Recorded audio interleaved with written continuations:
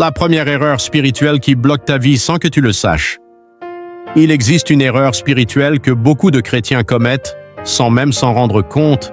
Ce n'est pas une erreur visible, ce n'est pas un péché évident, ce n'est pas quelque chose dont on parle souvent à l'Église. Et pourtant, cette erreur est capable de bloquer ta croissance spirituelle, de ralentir les réponses à tes prières et de te maintenir dans une confusion intérieure pendant des années. Si tu as déjà eu l'impression de prier sans avancer, de servir Dieu sans ressentir sa présence, ou d'être spirituellement actif mais intérieurement vide, alors ce message est pour toi. Reste bien attentif, car ce que tu vas entendre peut provoquer un véritable réalignement dans ta relation avec Dieu. Mais avant de continuer, abonne-toi à Lumière de foi, like cette vidéo et écris dans les commentaires « Seigneur, ouvre mes yeux ». Car reconnaître une erreur est toujours le premier pas vers la liberté spirituelle. La première grande erreur spirituelle que beaucoup de croyants commettent est celle-ci, confondre activité spirituelle et intimité avec Dieu. Beaucoup pensent que parce qu'ils prient, chantent, servent, jeûnent ou vont à l'église, ils sont automatiquement proches de Dieu. Mais la vérité est plus profonde et parfois plus dérangeante. On peut être très actif spirituellement, tout en étant intérieurement déconnecté. On peut faire beaucoup pour Dieu sans être réellement avec Dieu. Jésus lui-même a averti contre cette illusion dans Matthieu 7, lorsqu'il dit « Plusieurs me diront en ce jour-là, « Seigneur, Seigneur, n'avons-nous pas prophétisé en ton nom? N'avons-nous pas chassé des démons en ton nom? » Et je leur dirai « Je ne vous ai jamais connu. » Remarque bien ces paroles. Jésus ne dit pas « Je ne vous ai plus connu ». Il dit « Je ne vous ai jamais connu. » Le problème n'était pas l'absence d'œuvre, mais l'absence de relation. Beaucoup de chrétiens tombent dans le piège de faire de Dieu une tâche dans leur agenda plutôt qu'une présence constante dans leur vie. La prière devient une obligation, la lecture biblique une routine, le service une performance. Et peu à peu, sans même s'en rendre compte, le cœur s'éloigne pendant que les habitudes restent. C'est exactement ce que Dieu reprochait déjà à son peuple dans Ésaïe 29:13. « Ce peuple m'honore des lèvres, mais son cœur est éloigné de moi. » On peut parler de Dieu, chanter pour Dieu, travailler pour Dieu, tout en ayant le cœur ailleurs. Et c'est là que la vie spirituelle commence à s'assécher. Cette erreur est dangereuse parce qu'elle est silencieuse. Elle ne provoque pas toujours un scandale. Elle ne se voit pas de l'extérieur. Elle s'installe progressivement. Au début, tu pries encore, mais sans émotion. Puis tu lis la Bible, mais sans attente. Ensuite, tu continues à faire ce que tu as toujours fait, mais sans transformation intérieure. Tu deviens spirituellement occupé, mais spirituellement fatigué. Et souvent, tu ne comprends pas pourquoi tu te sens vide alors que tu fais tout ce qu'il faut. Mais Dieu ne cherche pas des robots spirituels, il cherche des cœurs connectés. Regarde l'exemple de Marthe et Marie dans Luc 10. Marthe était active, engagée, occupée à servir Jésus.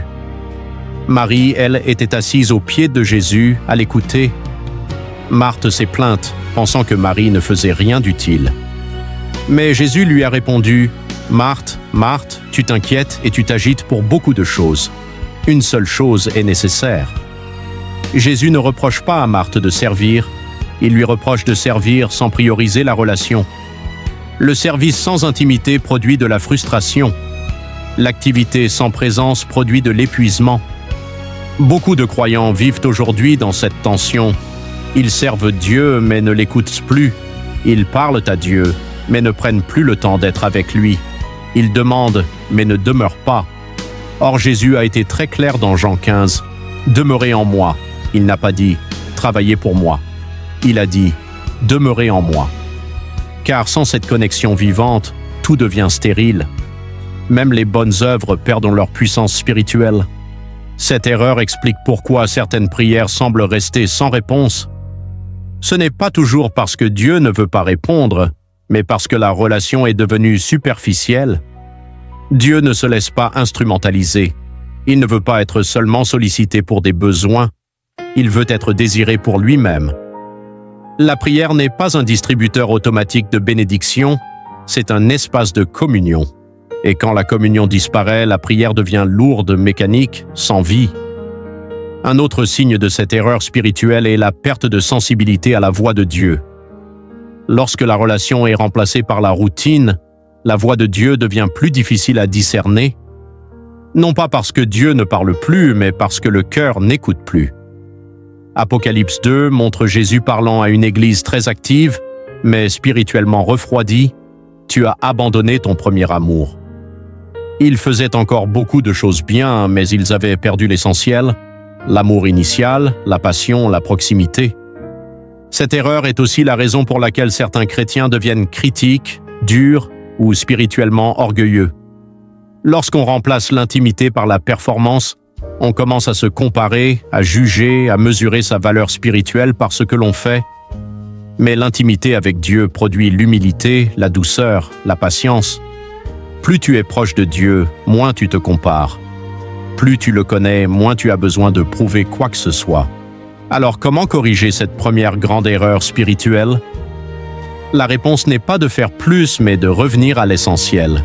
Revenir à une relation simple, sincère, vraie. Revenir à une prière où tu ne cherches pas d'abord à parler, mais à écouter. Revenir à une lecture biblique où tu ne cherches pas seulement une information, mais une transformation. Revenir à un cœur qui désire Dieu plus que ses bénédictions. Dieu ne cherche pas des chrétiens parfaits, il cherche des chrétiens présents, présents dans la prière, présents dans l'écoute, présents dans la repentance, présents dans l'amour. David, malgré ses fautes, était appelé un homme selon le cœur de Dieu, non pas parce qu'il faisait tout bien, mais parce que son cœur restait tourné vers Dieu. Il revenait toujours, il demeurait. Aujourd'hui, Dieu ne te condamne pas, il t'invite. Il t'invite à sortir de la religion mécanique pour entrer dans une relation vivante. Il t'invite à poser tes œuvres un instant et à t'asseoir à ses pieds. Il t'invite à le chercher non pas pour ce qu'il donne, mais pour ce qu'il est.